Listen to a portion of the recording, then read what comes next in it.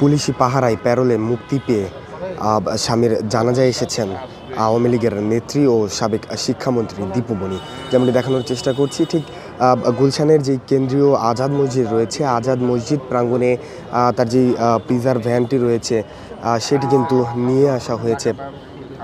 আইনশৃঙ্খলা রক্ষাকারী বাহিনীর সদস্যদের উপস্থিতি কিন্তু এই ভ্যানটিকে ঘিরে এবং দীপু মনির এই আগমনকে ঘিরে কিন্তু বেশ কড়াকড়ি হয়েছে। আমরা দেখেছি আজাদ মসজিদ প্রবেশের যে কয়েকটি প্রবেশদ্বার রয়েছে, সব প্রবেশদ্বারে কিন্তু আইনশৃঙ্খলা রক্ষাকারী বাহিনীর সদস্যদের ব্যাপক উপস্থিতি ও সতর্ক অবস্থান করতে তাদেরকে দেখা গিয়েছে।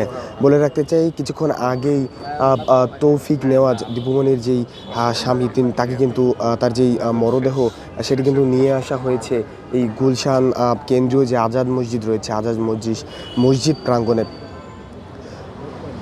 এখন পর্যন্ত এই পুলিশি ভ্যানের ভেতরেই কিন্তু অবস্থান করছেন দীপু মনি। কিছুক্ষণের মধ্যেই তাকে এখান থেকে বের করা হবে এবং স্বামীর যে জানাজা, সেই জানাজায় কিন্তু তিনি অংশ নেবেন এমনটি কথা রয়েছে। একটু বলে রাখতে চাই, গত মঙ্গলবার রাত 10টা 27 নাগাদ গুলশানের যেই কন্টিনেন্টাল হাসপাতাল রয়েছে, সেখানে চিকিৎসাধীন অবস্থায় কিন্তু মৃত্যুবরণ করেন তৌফিক নেওয়াজ, অর্থাৎ আওয়ামী লীগের সাবেক নেত্রী ও শিক্ষামন্ত্রী, আওয়ামী লীগের নেত্রী ও সাবেক শিক্ষামন্ত্রী দীপু মনির স্বামী। দর্শক, কিছুক্ষণের মধ্যেই দীপু মনিকে এই যে ভ্যানটি রয়েছে, পুলিশি ভ্যান, সেখান থেকে বের করা হবে।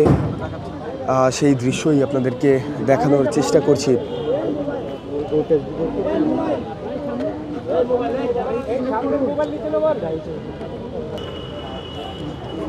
দর্শক, যেমনটি বলছিলাম,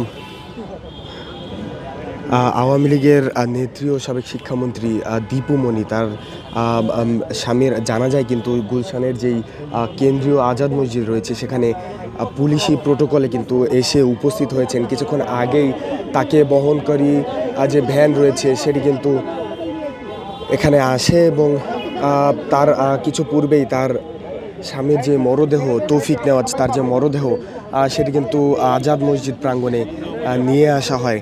আইনশৃঙ্খলা রক্ষাকারী বাহিনীর সদস্যরা কিন্তু প্রস্তুত রয়েছেন। কিছুক্ষণের মধ্যেই পুলিশের যেই ভ্যানটি রয়েছে, এখান থেকে দীপু মনিকে বের করা হবে এবং তার স্বামীর জানাজার উদ্দেশ্যে তাকে এখান থেকে নিয়ে যাওয়া হবে। একটু বলে রাখতে চাই, 5 আগস্টের পট পরিবর্তনের পরে বেশ কিছুদিন ধরে কিন্তু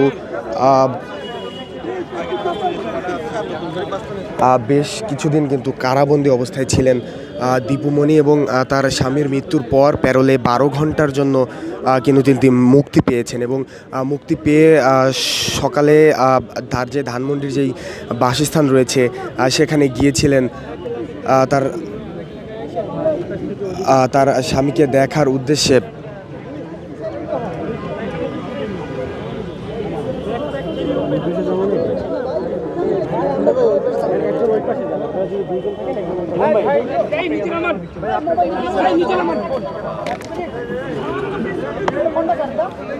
দর্শক, দীপু মনিকে বের করার সব ধরনের প্রস্তুতি কিন্তু সম্পন্ন করা হয়েছে। কিছুক্ষণের মধ্যেই পুলিশের এই ভ্যান থেকে তাকে বের করা হবে এবং তার স্বামীর জানাজার উদ্দেশ্যে কিন্তু তাকে নিয়ে যাওয়া হবে।